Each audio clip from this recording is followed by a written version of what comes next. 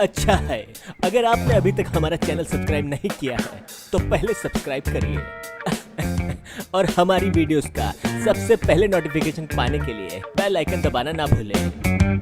सुंदर नगर में शाहबाज भाई की एक छोटी मोटी दुकान थी। जब भी कोई मौका होता वो अपनी दुकान में उस मौके या सीजन के हिसाब से चीजें लाते और बेचते। जैसे दिवाली हो तो पटाखे, होली है तो रंग, संक्रांति है तो पतंग। ऐसे में देश में ही नहीं दुनिया भर में कोरोना वायरस फैला देख कई कस्टमर उनकी दुकान पर आकर कहते हैं, शाहबाज भाई, आपकी दुकान पर मास्क और सैनिटाइजर है? नहीं भाई। कमाल है, आप तो हर सीजन के हिसाब से चीजें बेचते हैं, फिर कोरोना के सीजन की चीजें क्यों नहीं हैं? आपको मास्क और सैनिटाइजर रखना चाहिए। आप सही कह रहे हो। कल मैं शहर जाऊंगा, ले आऊंगा। मगर दूसरे दिन शहर से शाहबाज खाली हाथ लौटता है। उसकी समझ में नहीं आता कि वो क्या करे। वो सोचता है कि कस्टमर अगर खाली हाथ लौटे तो दोबारा जल्दी उसकी दुकान पर नहीं आएंगे। क्या करूं? और वो अपने असिस्टेंट से कहता है, अरे कल्लू, हमारी दुकान तो सीजनेबल दुकान के तौर पे जानी जाती है। आजकल ये कोरोना का सीजन ही चल रहा है, समझो। अगर इसकी चीजें नहीं मिली तो हमारा बहुत नुकसान हो जाएगा। पर मार्केट में चीजें हैं ही नहीं, तो आप कहां से लाएंगे? अरे इतिहास गवाह है, जब जब चीजों की जरूरत पड़ी है ना मिलने पर पैदा की गई हैं। हम भी सैनिटाइजर, मास्क, यहाँ तक कि कोरोना की दवा भी बनाएंगे। पर कोरोना की दवा तो अभी तक बनी नहीं है। वही तो कह रहा हूँ, हम बनाएंगे। जरूरत इंसान को अंधा कर देती है, हमें उसी अंधेपन का फायदा उठाना है। एक काम करो, तुम्हारे घर में जितने भी फटे पुराने कपड़े, चीथड़े, कतरने पड़ी है ना, सब ले आओ। मैं भी अपने घर से ले आता हूँ। क्यों शाहबाज भाई? उन्हीं पुरानी कतरनों को काट काट के हम उसके मास्क बनाएंगे। और सुनो, हमारे बाथरूम से नहाने और कपड़े धोने के बाद जितना भी साबुन का पानी इकट्ठा होता है वो सारा का सारा छोटी छोटी बोतलों में भर लो। उसे ही हम सैनिटाइजर के नाम पर बेच देंगे। छी, गंदा पानी इकट्ठा करने की क्या जरूरत है? अगर ऐसा ही है तो धोने के पाउडर का ही घोल बना लो। बेवकूफ, उसकी महक से लोगों को पता चल जाएगा, गंदे पानी का किसी को पता नहीं चलेगा। और सुन, अक्सर हमारे घरों में हमारे बीवी बच्चों की तबीयत खराब होती है तो हम दवा ले आते हैं। वो 2 खुराक खाते हैं, फिर सारी दवाएं पड़ी पड़ी एक्सपायर्ड हो जाती हैं। हाँ, मेरे घर में तो ऐसी बहुत सी दवाएं, टैबलेट पड़ी है। रोज बीवी से झगड़ा होता है तो वो सारी दवाएं, टैबलेट लेकर एक दूसरे में मिक्स करके पानी में घोल दो। उसे ही हम कोरोना वायरस की दवा के नाम पर बेच देंगे। कोरोना वायरस की दवा तो अभी तक बनी नहीं है, वैसे भी हर कोई इसे ट्राई करने के लिए खरीद लेगा।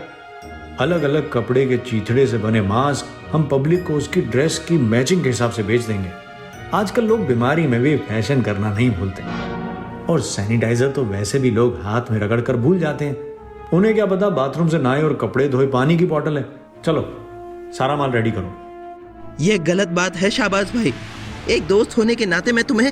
अबे चुप, तू यहाँ दोस्त नहीं मेरा नौकर है। जो कहता हूँ कर, वरना नौकरी से निकल। अरे लेकिन लेकिन कुछ नहीं। बड़ा वही बनता है जो मौके का फायदा उठाता है, वरना इंसान गरीबी में ही चप्पलें घिसता मर जाता है, समझा? चल सारा माल रेडी कर। दूसरे ही दिन शाहबाज की दुकान पर कोरोना वायरस की दवा ही नहीं, मास्क और सैनिटाइजर की भरमार थी। जरूरतमंद सारे लोग आकर शाहबाज भाई से माल खरीद रहे थे। अरे वाह, मान गए शाहबाज भाई। कहीं भी मास्क और सैनिटाइजर मिल ही नहीं रहा और आपके पास तो भरपूर स्टॉक है। क्या करें जनाब, उस दिन आप कह गए थे ना, आप लोगों के लिए बड़ी मेहनत से शहर दर शहर घूम घूम कर ढूंढ कर लाया हूँ। लेकिन ये मास्क कलरफुल क्यों है?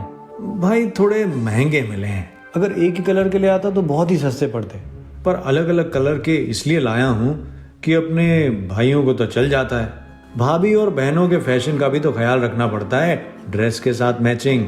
लाओ भाई, जल्दी से सैनिटाइजर दे दो। इतनी न्यूज आ रही है कि हाथ मत मिलाओ, दूर से नमस्ते करो, फिर भी लोग आकर हाथ में हाथ घुसा ही देते हैं। अरे यार, इसमें तो अजीब सी बदबू है। मैंने भी यही कहा था, ये कोरोना वायरस के हिसाब से थोड़ा अलग हटके बनाया है इसलिए। अच्छा, लाओ 3 बोतल और दे दो और 4 मास्क भी। यार, सुना है तुम कोरोना वायरस की दवा भी ढूंढ कर लाए हो? हाँ भाई, आप लोगों के लिए सब कुछ ढूंढ ढूंढ कर लाना पड़ा। ये देखो अभी अभी मार्केट में आई है। लाओ यार लाओ, 3 बोतल दे दो। 3 क्यों भाई? भाई कोरोना वायरस की बीमारी बुरी तरह फैली हुई है, मार्केट में दवाई नहीं है। क्या पता इनकी भी सारी दवा बिक गई तो अभी से स्टॉक कर लेता हूँ। सही बात है, लाओ 4 बोतल मुझे भी दे दो। और देखते ही देखते शाहबाज भाई की दुकान पर कस्टमर की भीड़ लग गई। जब बात आसपास के गांव और नगर तक पहुंची कि शाहबाज भाई की दुकान पर मैचिंग के मास्क, नए तरह का फ्रेश सैनिटाइजर और दवा भी मिल रही है, तो कस्टमर टूट पड़े। अब तो उसकी दुकान का माल उसके अपने नगर में ही नहीं, आसपास के दूर दूर तक, यहाँ तक के शहरों से भी उसके यहाँ डिमांड आने लगी। कल्लू अब भी उसे समझने से नहीं चूका था। वाह, दिन भर में आजकल पूरी तिजोरी भर जाती है। शाबाश भाई, लेकिन ये आप अच्छा नहीं कर रहे। क्यों, क्या हुआ? लोग माल ले जा रहे हैं, इस्तेमाल कर रहे हैं, तुझे प्रॉब्लम क्या है? हाजी सुनते हो, शहर से आपके भाई का फोन आया था। माँ की तबीयत बुरी तरह खराब है, डॉक्टरों ने भी जवाब दे दिया है, आपको याद कर रही हैं, जल्दी चलिए। अरे ऐसे कैसे खराब हो गई? क्या हुआ? पता नहीं। कल्लू तू टाइम से दुकान बंद करके आ जाना, मैं चलता हूँ। क्या हुआ माँ को? माँ ठीक तो है ना?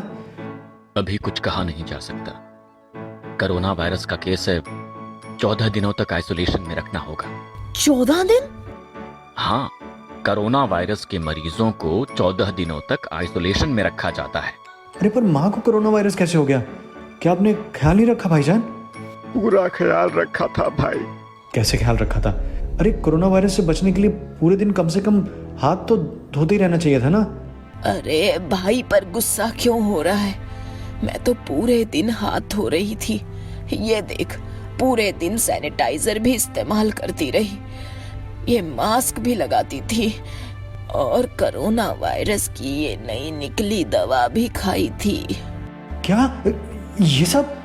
हाँ, 2 दिनों तक खाया, कोई फायदा नहीं हुआ, तब हॉस्पिटल में आई। देखिए, अगर एक दिन आने में और लेट हो जाता तो इनका बचना मुश्किल था। अभी ये सीरियस केस ही है और हो सकता है कि नहीं डॉक्टर साहब, ऐसा मत करो, कैसे भी करके मेरी माँ को बचा लो डॉक्टर साहब। मैं पूरी कोशिश कर रहा हूँ। पता नहीं कौन वो लोग हैं जो अपनी तिजोरी भरने के लिए ऐसी चीजें बनाकर मार्केट में भेजते हैं, मौके का फायदा उठाने के चक्कर में आम भोली भाली जनता की जान से खिलवाड़ करते हैं। तुम सही कह रहे थे मेरे दोस्त, आज एक बात मेरी समझ में आ गई है, जो इंसान मौके का फायदा उठाता है वही अमीर बनता है, पर जो मौके का गलत फायदा उठाता है उसे अंत में पछतावे के अलावा कुछ नहीं मिलता। चालाक चुटिया वाला। चंद्रपुर गांव में एक चुटिया बेचने वाला आया करता था। वो अपने हाथ में पकड़ी लाठी में एक लकड़ी बांधे क्रॉस बनाए, उसमें तरह तरह की चुटियां, बच्चियों की रिबन वगैरह लटकाए गुहार लगाता घूमता रहता था। पूरे गांव की औरतें और बच्चियां उससे ही चुटिया और रिबन खरीदती थी। चुटिया ले लो चुटिया, बहन बिटिया काकी चाची अम्मा, चुटिया ले लो चुटिया। चुटिया वाले भैया, कोई बढ़िया सी चुटिया दिखाइए ना। क्या हुआ, हमसे कोई गलती हो गई क्या? नहीं तो लीजिए, कौन सी चुटिया चाहिए? बड़ी छोटी लंबी मोटी बताइए। ऐसी तो सब है मेरे पास, कोई अलग तरह की चुटिया दिखाइए तो। आज तो मेरे पास यही है। तो ठीक है, कल नहीं ले आइएगा। दादी, इससे पहले तो इस गांव में नहीं देखा था, कौन है ये? अरे ये जमींदार की नई नई ब्याहता बहू है, कल ही गहना करा कर लाए हैं। बुढ़िया की बात सुनकर भी चुटिया वाला बहू को जाते देखता रहता है। घर आने पर भी रात भर उसे नींद नहीं आती है। बार बार उसकी आंखों के सामने उस खूबसूरत बहू का चेहरा घूमता रहता है। उसकी खनक भरी आवाज सुनाई देती है। अचानक वो फैसला करता है। नई नई बहू ने कहा था कि कल नई चुटिया ले आना, उसके लिए कल नई और अनोखी चुटिया ले जानी पड़ेगी। और दूसरे दिन सचमुच वो बहू के लिए एक स्पेशल चुटिया ले जाता है। चुटिया ले लो चुटिया, बहन, बिटिया, काकी, चाची, अम्मा, चुटिया ले लो चुटिया। और चुटिया वाले भाई, ये चुटिया तो दिखाना जरा। नहीं नहीं नहीं नहीं, ये चुटिया नहीं दे सकता। अरे क्यों नहीं दे सकते भाई, ये मुझे पसंद आई है। अच्छा चलो दुगने दाम ले लो। अरे चौगुने दाम देंगी तब भी नहीं दूंगा। ये नई बहू के लिए लाए हैं। लीजिए आ गई। ये लीजिए, आपने कहा था ना, तो खास आपके लिए हम ये चुटिया लाए हैं। नहीं नहीं, ये नहीं चाहिए मुझे, इस टाइप की तो है मेरे पास। अरे इस टाइप की है ना, ये तो नहीं है। लीजिए, ले लीजिए। नहीं नहीं, अरे ले लीजिए। नहीं चाहिए मुझे। अरे मुंह दिखाई की रस्म समझ कर ले लीजिए। ले लीजिए ना, एक बार पहनेंगे तो हमको कभी भूल नहीं पाएंगे। इतनी सुंदर लगती तो नहीं है। अजी आपके सामने क्या सुंदर लग सकती है। बहू को चुटिया देकर आने के बाद रात भर चुटिया वाले को नींद नहीं आती है। वो ऐसे बैठा रहता है जैसे किसी इंतजार में हो। लगता है बहू ने अभी चुटिया पहनी नहीं है। इन्हें लंबे बाल बहुत पसंद है ना, चुटिया लगा लेती हूँ। सवेरे उठेंगे तो लंबे बाल देखकर सरप्राइज हो जाएंगे। ये क्या हुआ? ऐसा लगा जैसे किसी ने धक्का दिया। छोड़ो, लगता है मेरा वहम था। ये सवेरे देखेंगे तो मजा आ जाएगा। आओ, आ जाओ, मेरी आगोश में खो जाओ। आओ। चुटिये वाले की आवाज सुनते ही अचानक बहू बिस्तर से उठती है और जैसे नींद में चल रही हो इस तरह चलती हुई बाहर निकल जाती है। वो नींद में ही चलती हुई गांव से होती हुई गांव के बाहर बने चुटिये वाले के घर पहुंच जाती है, जहां चुटिया वाला अभी भी हवन के सामने बैठा है। उसे आई देखकर कहता है, आओ, मैं तुम्हारा ही इंतजार कर रहा था। अब तुम्हें यहाँ 4 दिन रोज रात को आना होगा, और तब तक आना होगा जब तक कि तुम हमेशा के लिए मेरी नहीं हो जाती। अब जाओ, जैसी आई हो वैसी ही चली जाओ, कल फिर आ जाना। चुटिये वाले की बात सुनकर वो उठती है और वापस नींद में चलती हुई अपने घर पहुंच जाती है, जहां बिस्तर पर उसका पति लेटा है। वो भी जाकर चुपचाप उसके बगल में लेट जाती है। तभी पति आंखें खोलता हुआ पूछता है, रितु कहाँ गई थी? कहीं तो नहीं। तो अभी कहाँ से आ रही हो? वो मैं बाथरूम गई थी। इतनी देर? 1 घंटे से इंतजार कर रहा हूँ मैं। और ये क्या, इतने लंबे बाल?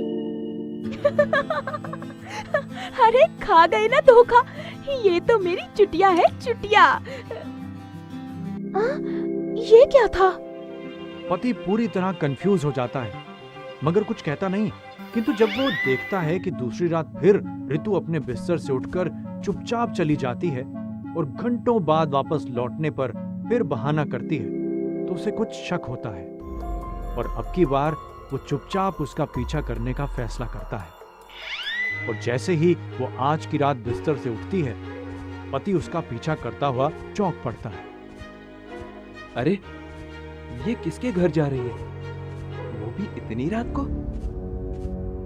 अरे ये तो चुटिया वाला है, पर ऋतु इसके पास इतनी रात को क्यों आई है?